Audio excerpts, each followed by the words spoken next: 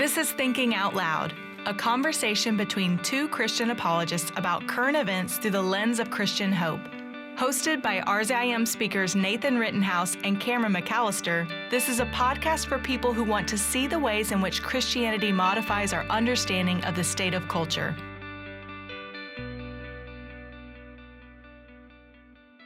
Hello, and welcome to Thinking Out Loud. This is a podcast where we think out loud about current events and Christian hope. I'm your co-host, Cameron McAllister. And I'm your co-host, Nathan Rittenhouse. Well, Nathan, we're doing something a little bit different today. This is for our listeners who are tuning in via podcast, we are actually before a live audience. So not only are we face-to-face, There they are. Now, nobody's holding up a sign. That's right. That was very genuine applause, and you'll probably hear more of it because we're just so darn likable, right? But today, we've got an interesting format as well because the audience here, and this is a little bit like being animals in the zoo, right? Under exhibition, sort of. But our audience are actually going to vote on what we're going to talk about today. So we have 4 options for our audience. And we'll stick them up on the screen. We're going to put them on the screen for you. So have a look at those. I'll say a word about each of them. Number 1, Greta Thunberg. 2, the NBA and China controversy.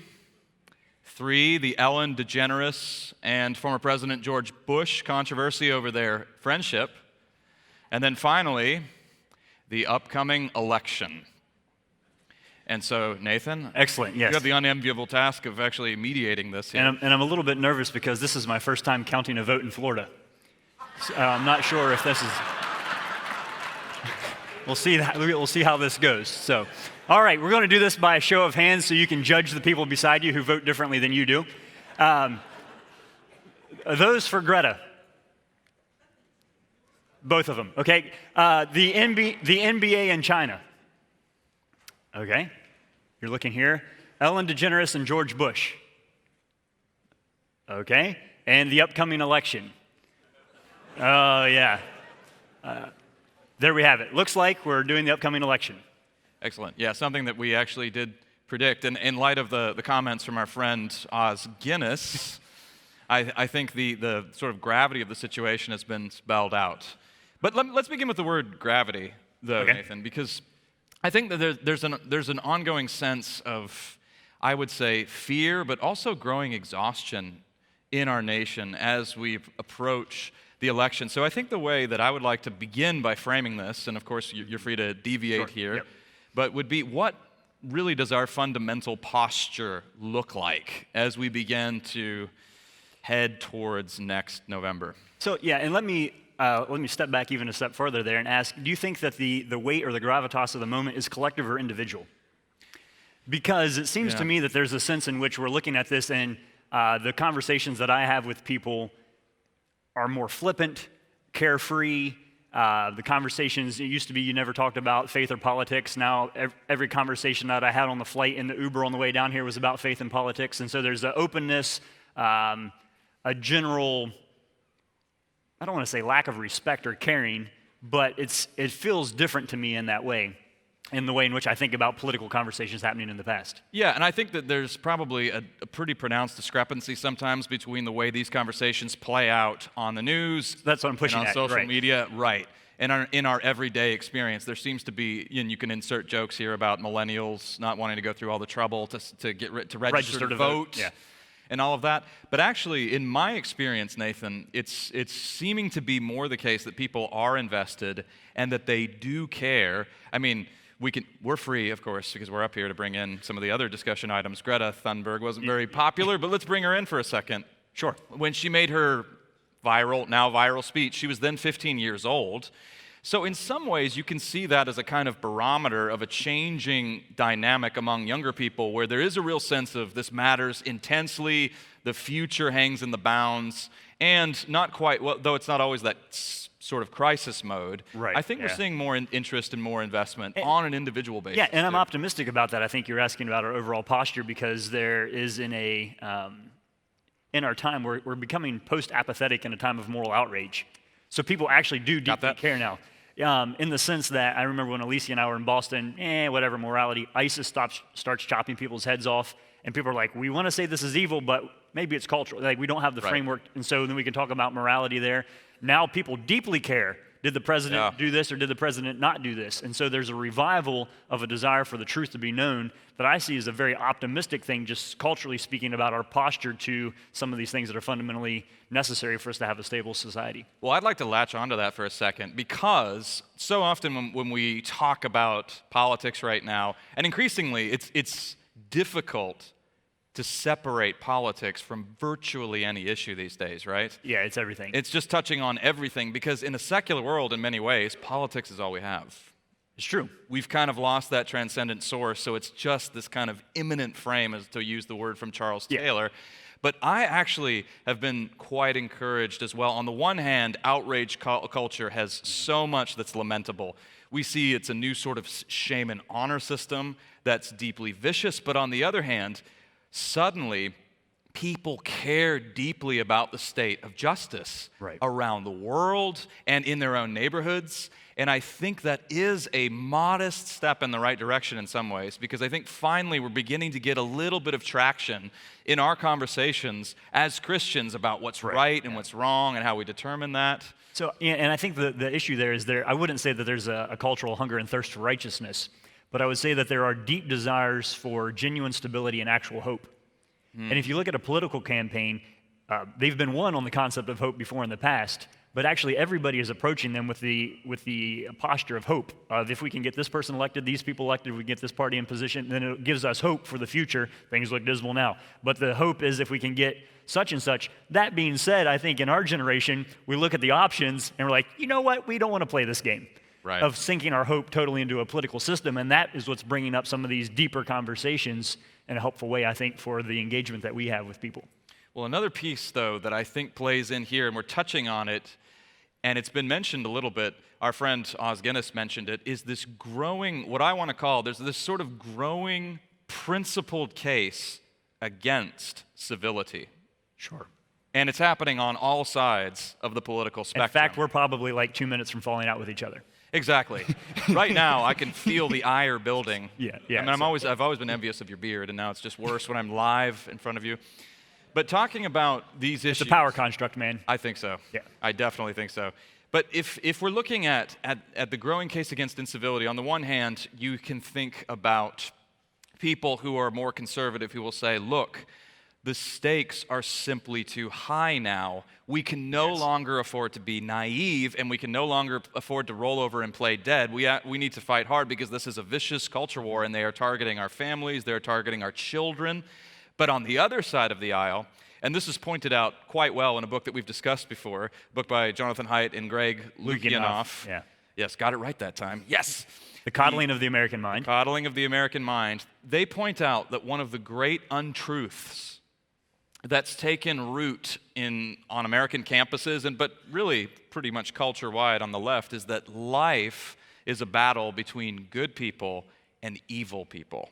Yeah. And they both point out that this is extraordinarily destructive and dangerous, because the ends justify the means. It's not just that you're resisting those who you believe are politically misguided, or that they even hold views that are wrong-headed. You think that they're vicious, pernicious, dangerous, and they need to be fought on all counts. So it's morally justifiable to silence them, because the position of privilege and power that they have, they gained through abuse. Therefore, they're not allowed to have that. And of course, you see these tactics playing out again across many university campuses. There are numerous cases that bear this out right now. So I think a question facing us, particularly as we were discussing barriers to the gospel here, how do we respond as Christian men and women in this kind of environment? This is the context, this is the scene, and I think, once again, I'm going to stress a point that I think you often would stress. It's important to know that social media, Twitter, is not necessarily an accurate indicator of how things are on the ground all the time. And I think, even on the DeGeneres and Bush thing, you have 5,000 people tweeting about it. Let's double that to 10,000 and say, oh, you know what? That's 0.003% of the U.S. population. So the thing that seems to be, capturing the headlines isn't necessarily representative of I use the analogy of, I look and see that there's, it's raining in California. I live on the East Coast, so I better take an umbrella with me. Well, Right. it doesn't exactly work like that, but the media has a way of nationalizing every single, and that doesn't mean that we don't pay attention to it, but I think it is important that we know as much about what our neighbor thinks about it as what, the news thinks about it. When you were asking about the posture of us in a time of good and evil, it made me think about, actually, and the whole idea of political polarization and people, the New Testament is extremely polarizing. So let me throw some words to you and think about, in the context of the New Testament, the Pharisees and the Sadducees. They meet Jesus. Is that going to be a good interaction? No, probably not. Why does Nicodemus come to Jesus at night? Because Nicodemus couldn't be seen watching a Cowboys game, with Jesus in public. So there's that tension that Jesus really does have a very polarizing effect. They try to kill him multiple times. He tells his disciples, they hated me, they'll hate you too. And then to make it even more profound, if you start looking at Paul saying, well, I was going to come here, but Satan prevented me from doing this. And then Sam was preaching out of 1 John, and we love those about, God is love and all of this, and how great the Father's love that he's lavished on us that we be called children of God. And then he goes right on to say, he who does what is sinful is of the devil.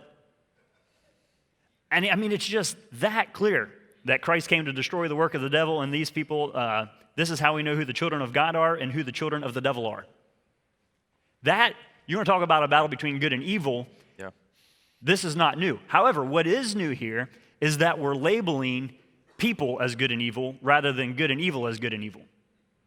It's a subtle shift. It's a subtle shift. And so we want to affirm that there really is evil in the world, that there really is goodness, but we have to be careful about demonizing people because demons can't be redeemed.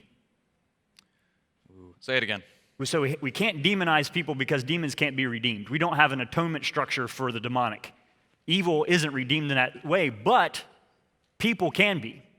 And that's the historic shift, I think, that brings the Christian posture and perspective to this conversation. There is good and evil in the world, but just because you disagree with me doesn't mean that you don't have an inherent value and worth. Would you say, that is a robust, realistic Christian hope. That's a hopeful posture. Yeah. If we just saw a testimony video of Alonzo. Right. If that can happen, and people are redeemable. So it's not the zero-sum game. Right. So it's not that we're not taking evil seriously enough. It's not that we're not taking it serious enough. But we have to recognize that with a construct that evil is redeemable in a human life, then that's the additional thing that you have to add on to that cultural sentiment that it's a battle between good and evil people, is that it's a battle between good and evil, but people can change. And I think that's the good news of the gospel. So there's a cloud hanging over America maybe, but there isn't a cloud hanging over the church. The Son of Man comes on the clouds. There's a possible redemption of humanity. We believe in resurrections. And so we have to be realistic about the difficulties and call evil for what it is, but we can't forfeit our Christian theology of the redemption and the conquest of evil through the work of Christ, because that will leave us hopeless. Yeah, so I think,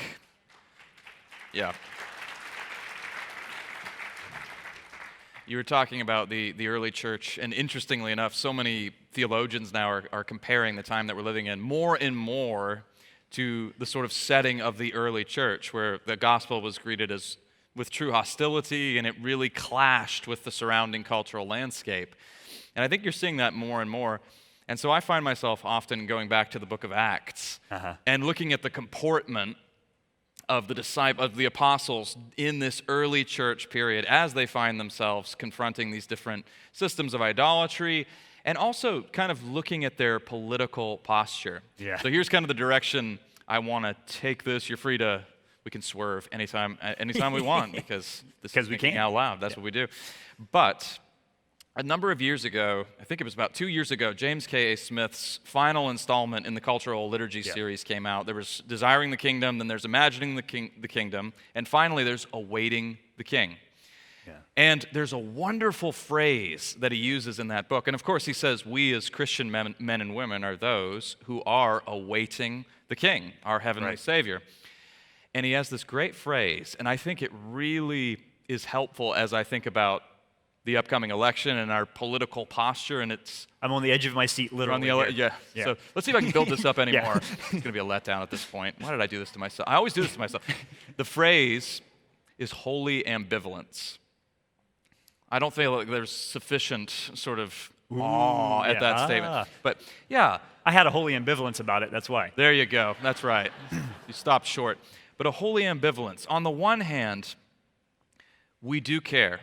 This is we're part of the earthly city, and we're invested, and we care because after all, politics it's our life in common. It affects all of us, and these are matters of life and death, and it matters tremendously. So we care, we're invested, and we do our part.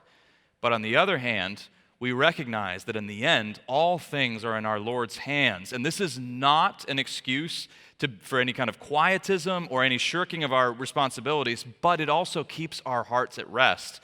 So on the one hand, we have all the affirmation that we need to be involved, and on the other hand, there's a transcendent element to our hope that has not lost touch with reality, in fact, is more deeply in touch with reality, because we're the ones that recognize that we don't just need this world to be improved, made better with a new program, with some new social program, as helpful as some of these programs can be. In the end, this world needs to be broken and remade. And we are awaiting that new heavens and that new earth. Yeah, that defines us. So if I can follow your thought here, there's a sense in which we do look with eager anticipation to what will be. There's the hope that comes from that, but Jesus also leaves very real and concrete things for his disciples to do before he shows up in the fullness of his manifest power on earth.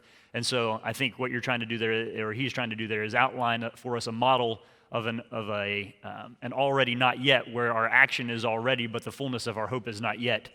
Is that the direction you're going? Well, if you go to, so the most robust, full-bodied account of Jesus' ascension happens in the first chapter of Acts. And it's a section I keep going back to over and over again. The Lord keeps putting it on my heart.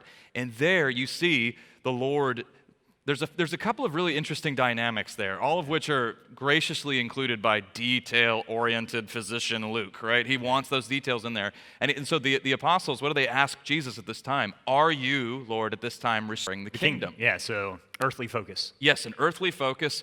And they still, even at this point, they've still got kind of political aspirations ringing in their ears. And they're thinking of some of the glorious prophecies from Hosea and from Amos. But Jesus says it's not for man to know the time or the hour. But then, when he ascends, so they're standing there, and he's taking up into the cloud. And there's a beautiful parallel there between the cloud there and the Old Testament cloud, withholding sort of the Shekinah glory of God. But they're sort of standing there, mooning around and looking into the sky, and then some angels show up and say, "What? Why are you standing around here looking into the sky? This same one who ascended bodily, there's a lot of emphasis on that body, will return in the same way that he came." Yeah. So there's a mandate here to go to the ends of the earth. And Jesus, remember, again, reiterates here that the gospel is made for Judea, Samaria, and the very ends of the earth. Bear in mind, he's saying this to Jewish people. Any place we can get Ravi on a plane, we got it. Right. Yeah. And so, there's work to be done while we're here. And yet we have that's right. It's not a totally upward-looking gaze where that's it. No. Yeah, we're not standing around navel-gazing, just thinking, well, in the end, an eternal perspective, in other words, doesn't take us off the hook from getting our hands dirty, from being invested, from caring. But it orients us in such a way that when if there is a loss, if the cloud over America does darken, we will be characterized as people filled with great expectations and not downtrodden. You can be sad, but you're not in despair. If you're in despair because of a failing political cause, I think there's occasion to examine one's heart. Yeah. It's fascinating as you're saying that. I was thinking through, forget where I was reading, where somebody was trying to do a study of passages of Scripture that were, what's the most common passage used at various times in history. Now, you can do that through the Bible at different applications. But what they were doing is they were looking historically through old manuscripts at the amount of candle wax on the pages of the Bibles that were at the front of the church. And so based off, you have the candle burning and little pieces of wax were on the paper, and so the ones that had the pages that had the most wax on them. And you can look historically and see that in times of great political turmoil or persecution, the book of 1 Peter floats to the top as a book that the church has kind of gathered itself around. And it's strange because in 1 Peter you have a letter written to a group of people who he acknowledges are strangers, sojourners on the earth. So it's a letter written to strangers as a call to holiness in the context of suffering. And he ends by saying, and all of this is the grace of God. And in the middle of that comes our famous apologetic mandate of always being prepared to give a reason for the hope that we have. Right. And everywhere else in 1 Peter that he talks about hope, he talks about what God has done in the world through the person of Jesus Christ. And so when we give a reason for the hope that we have, we're talking about Jesus. And I think that sense of anxiety and darkening that happens around us makes the gospel shine more brightly in that sense of people would say to us, because there's an assumed response there, why are you so hopeful in the midst of this? And there was somebody, my dad and I, where were we? We were with our brothers on vacation, and somebody was running around yelling something about politics and, the sky's falling and all of this. And my dad's like, oh, I got to go talk to this person. We're like, really? We're on vacation. We're trying not to think about these things. So he goes and listens to her little rant. And she had a cross necklace on. And when she took a breath, he just said, isn't it so nice that our hope isn't dependent on this? And it was just that pregnant moment of like, yes. And so I wonder there if we're not reinventing the wheel when we're talking about times of political turmoil, about a culture of despair, but I think the affirmation of hope that comes from what God has done in the world through the person of Jesus Christ has been something that has been there historically. And not that we don't have our eyes wide open and see what's happening all around us, but we remember that hope. And that does stabilize us and would hopefully lead us to live lives that people would be curious about that. Yeah, so then on that note, if we're characterized by a hope that differentiates us, especially in darkening times, I find myself cooling a little bit on the word civility. I like the word in some ways, and of course we have wonderful examples of it already here in the ministry. Ravi Zacharias just appeared on the Dave Rubin show, and it was a phenomenal dialogue. But he did sort of try to suck him into this, you can't just be nice, kind of mentality. So you see that script emerging over and over again. But or the word tolerance, which is not being used as much, but they, as Michael Ramsden points this out sometimes as well, and again, this is an occasion where Michael Ramsden was right about something. Just kidding. He's right about stuff quite a bit. So, but he says tolerance, civility, in Christian terms, actually don't go far enough. Oh, sure. I don't merely want to tolerate people, and I don't want to just stop at civility. I want to actually love people, even when there's no precedent for it, even when I'm being maligned or mistreated. And I think increasingly this is also an inescapable part of the context, because as that kind of uncompromising tone ramps up, and as politics is often viewed as a zero-sum game these days, I think we see more and more of that. So how do we as Christians be deeply loving, not in a sentimental sense, but in the robust, powerful sense that Sam Albury was talking about so well today? So part of it, I think, is telling a better story. And it reminds me of a couple years ago, I was speaking on a panel. It was a Buddhist, an imam, an atheist, a lesbian rabbi, and myself on a panel called Can We Coexist? And this is not the beginning of a joke. And this is not the beginning of a joke. No, there's no bar involved with this. All This is your education system in 2017 or something. And so everybody went down the line. I was the last one. And everybody said kind of the nice, what you're supposed to say sort of thing. And I said, you've asked the question, can we coexist? I think it's a lousy goal. I went so much more than this in life and just talked about the possibility of love and community and the ability to call each other out of love. And everybody on the panel said, yeah, that's what we want. I was like, all right. But then I had to make the case for that. But I think, the idea is that we want tolerance not because we think it's good, but because we think it's the best thing that's available to us. And so it's a settling for something that's inferior to what the gospel of Jesus Christ offers us. And so that's, I think, the continuous thing that we're doing as we're traveling and speaking as RZIM is we're reminding people of Jesus. Here's another story, another way of thinking about this. There's another way to interact with that which transcends us, to interact with that we relate to, even to the planet, all the things around us. There's another way to do this, and it has to be modeled. I think the power of testimony is becoming a very important thing because we're interested deeply in integrity. Does it really matter? Does it change my life? So again, it's a call, I think, that often when I see RZIM speakers interacting with people that they disagree with, it's less of a headbutting contest and more of an invitation to say, well, what you're saying is interesting, but what if your view is too low? What if there is? And so it's a taunt almost rather than a conflict, because we're calling them to raise their gaze a little bit and say, what if there's a bigger story here that this is a part of? So I think that's a 30,000-foot view of my response to your question. Yeah, but I think it's good because it's avoiding abstraction, and the best way to avoid abstraction as Christians is to point to Jesus and the incarnation, where we see the actual embodiment of love. But when I look to Jesus and I look to his life, and I look to his responses. Now, you've already mentioned some of the more uncompromising responses that he gives. I am constantly reminded of the courage that it takes, because love does not preclude confrontation, and neither does it preclude self-sacrifice. Right.